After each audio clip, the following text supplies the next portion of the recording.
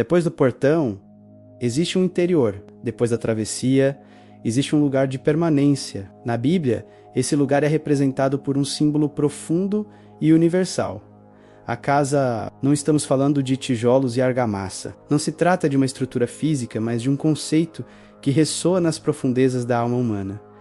Após cruzar o limiar, o que encontramos? O que nos aguarda do outro lado da decisão, do outro lado do convite? Encontramos um espaço, um lugar de habitação. A casa é o destino natural de quem atravessa um portão. Ela é a consequência do movimento, o ponto de repouso após a jornada. O portão é passagem, a casa é permanência. O portão é um momento, a casa é uma morada. No imaginário bíblico, essa transição ela é fundamental. Não se entra por um portão para continuar vagando, mas para encontrar um lugar de pertencimento. Um lugar para ser, um lugar para ficar. E é aqui, nesse espaço simbólico, que a nossa jornada continua, explorando não as paredes, mas o que elas representam. Presença, abrigo e a arquitetura invisível da nossa própria alma. A casa simboliza, antes de tudo, presença. Ela representa o lugar onde se permanece, onde o ser humano não apenas passa, mas habita. Pense na diferença entre um viajante e um morador. O viajante está de passagem, seus olhos buscam o próximo horizonte. O morador está presente, suas raízes se aprofundam no solo onde seus pés repousam. Na Bíblia, Deus não busca visitantes ocasionais. Ele busca habitantes para sua presença. O tabernáculo no deserto e mais tarde o templo em Jerusalém eram chamados de a casa do Senhor. Eram lugares onde a presença divina habitava de forma especial, um ponto de encontro entre o céu e a terra. A casa, portanto, é um lugar de relacionamento contínuo. É onde a vida acontece, onde as refeições são compartilhadas, onde as conversas se desenrolam no silêncio da noite.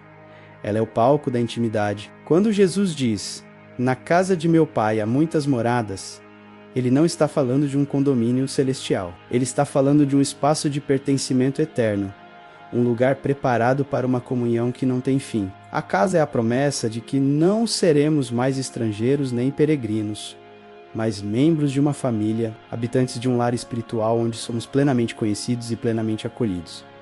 Mas a função da casa vai além. A casa protege do exterior, mas de forma ainda mais profunda, ela revela o interior. Ela expõe aquilo que foi construído em silêncio, longe dos olhos do mundo. Do lado de fora, vemos a fachada, a aparência, a estrutura que se apresenta à sociedade, mas é dentro de casa que a verdadeira vida se manifesta. É no interior que se encontram os tesouros guardados, as memórias afetivas, mas também as rachaduras escondidas, as fundações negligenciadas. A casa é um espelho da alma de quem a habita.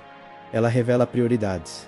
O que está no centro da sala? O que ocupa o lugar de honra? O que está guardado nos cômodos mais reservados? Simbolicamente, a casa bíblica nos convida a uma autoanálise.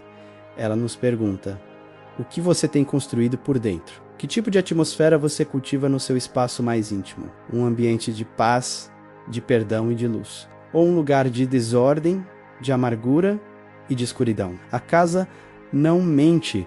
Suas paredes testemunham as palavras ditas. Seus cômodos absorvem as emoções vividas. Ela é o reflexo honesto do que valorizamos, do que amamos e do que tememos. Por isso a Bíblia fala tanto sobre edificar a casa, sobre guardá-la, sobre enchê-la de sabedoria e não de bens materiais. E essa simbologia se aprofunda ainda mais. Na linguagem bíblica, a casa também representa o próprio interior humano, o nosso corpo, a nossa mente, o nosso espírito. O apóstolo Paulo pergunta diretamente: acaso não sabeis que sois santuário de Deus e que o Espírito de Deus habita em vós? Aqui, a metáfora é explícita, né? Nós somos a casa, cada um de nós é um edifício espiritual.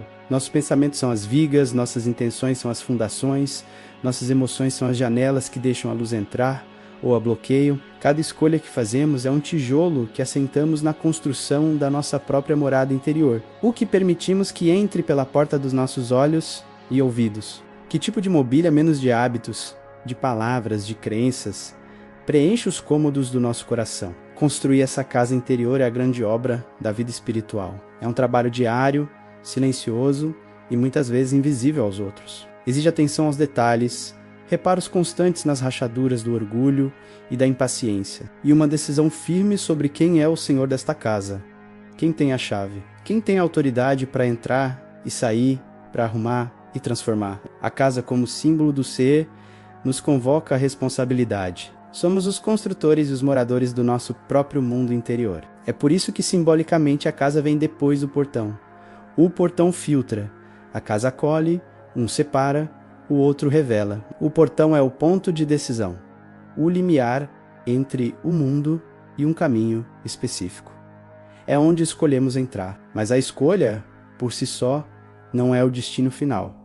Após a decisão, vem a vivência. Após a entrada, vem a habitação. A casa é o espaço onde a decisão de cruzar o portão se torna realidade vivida, dia após dia. O portão representa a fé inicial, o sim dito a um chamado. A casa representa a fidelidade, a perseverança em viver de acordo com esse sim. Não se pode habitar uma casa sem antes passar pelo portão. E não faz sentido passar por um portão se não há intenção de habitar a casa. Os dois símbolos são inseparáveis. O portão seleciona quem entra. A casa revela como quem entrou vive. É na intimidade da casa que o caráter é forjado, que o amor é testado, que a fé se aprofunda e se torna mais do que uma mera declaração intelectual. É o lugar da prática, da convivência, do serviço mútuo. O portão é o convite, a casa é a comunhão, um é o começo da jornada, o outro é o lugar onde a jornada se transforma em lar. Contudo, a Bíblia nos adverte que nem toda casa é construída da mesma forma. Algumas resistem ao tempo, às tempestades, aos ventos da adversidade, outras desmoronam diante da primeira provação. Jesus conta a famosa parábola de 2 homens que construíram suas casas.